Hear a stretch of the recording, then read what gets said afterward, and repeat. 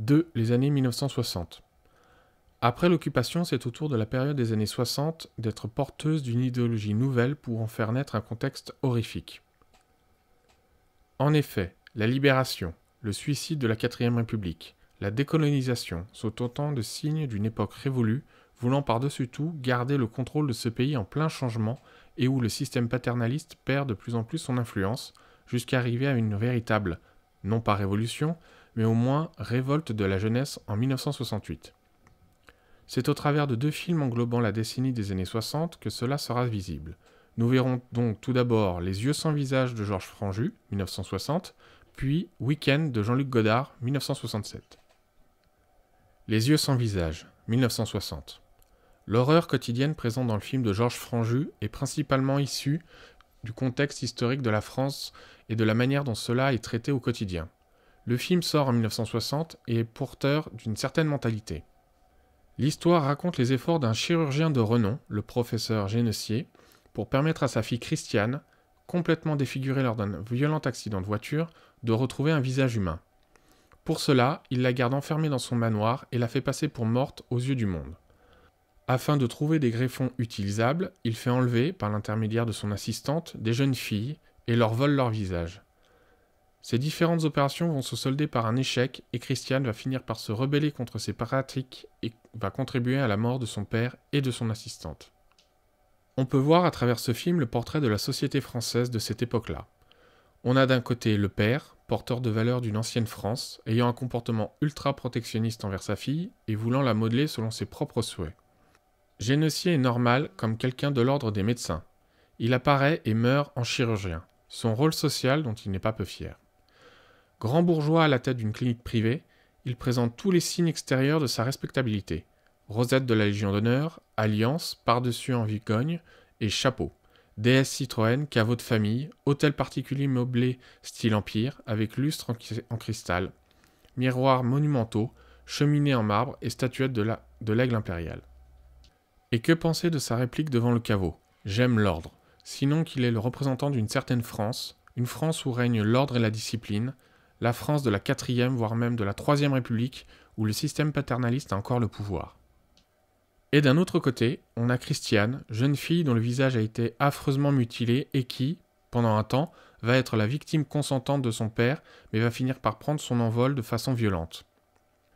Ces 2 personnages peuvent personnifier ces 2 époques qui s'entrechoquent. Le père, porteur des traditions d'une ancienne France, et Christiane qui véhicule les désirs de la toute jeune 5e République.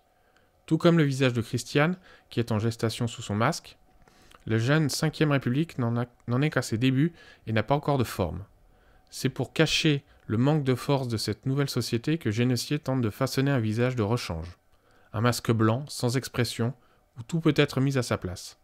On peut y voir ce que l'on veut. Pour le professeur, il vaut mieux que sa fille n'ait pas de visage plutôt que ce visage informe qui est pourtant le sien.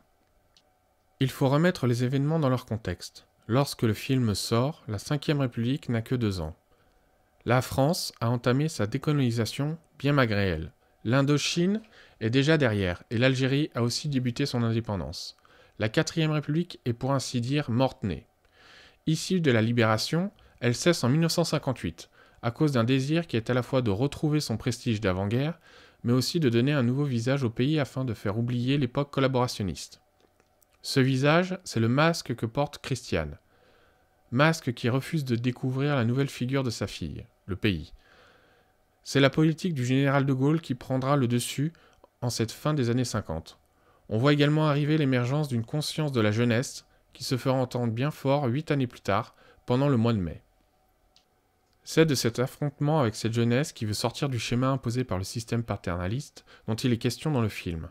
Le professeur Génessier va tout faire pour le bien de sa fille, jusqu'à sacrifier cette jeunesse qui ne demande pas mieux que de s'émanciper. Franju montre justement cette jeunesse, cachée derrière le masque que porte la comédienne Edith Cobb, une jeunesse sacrifiée au nom de la République, dans le but de créer une France qui ne se reconnaît plus dans ses institutions passées. C'est cette transition qui est en œuvre dans ce film.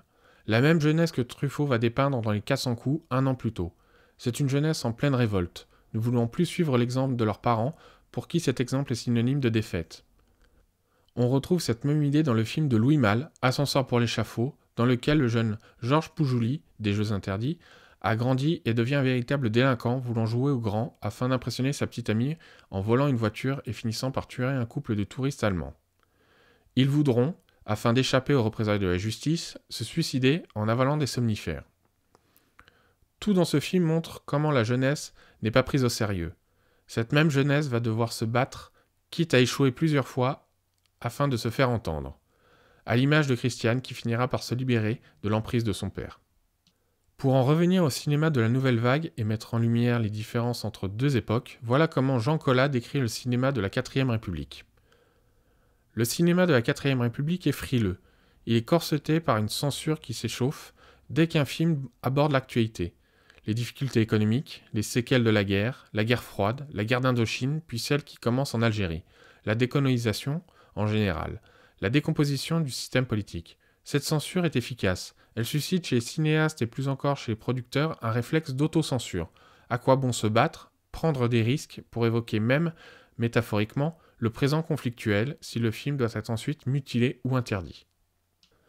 Alors en effet, Les yeux sans visage ne traitent pas directement de l'actualité bien qu'il soit sorti après la fin de la 4ème République.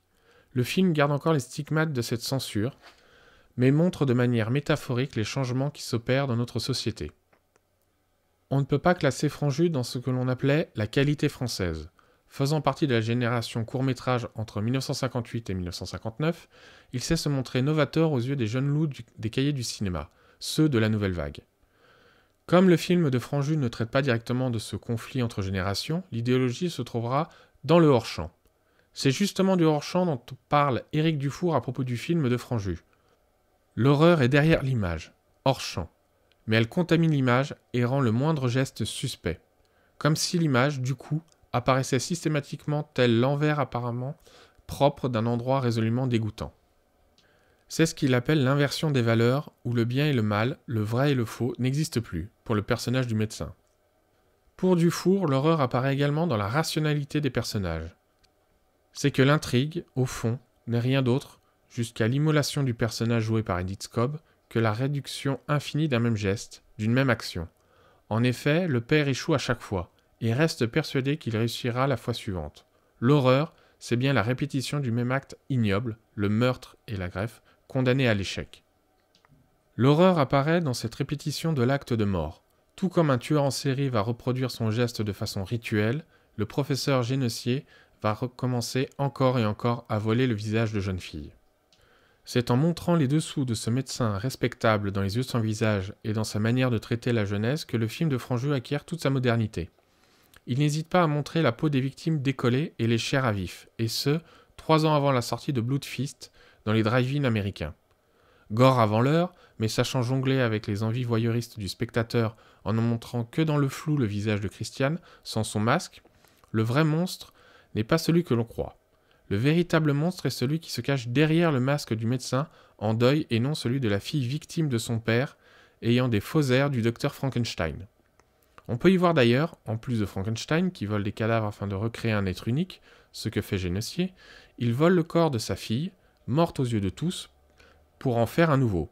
De nombreuses références au cinéma américain de ce thème de savant fou apparaissent comme un exemple avec l'île du docteur Moreau, où le propriétaire d'une île fait des expériences afin de créer des créatures hybrides entre l'homme et l'animal. C'est dans la logique du savant qui joue à Dieu que le professeur Génessier se situe.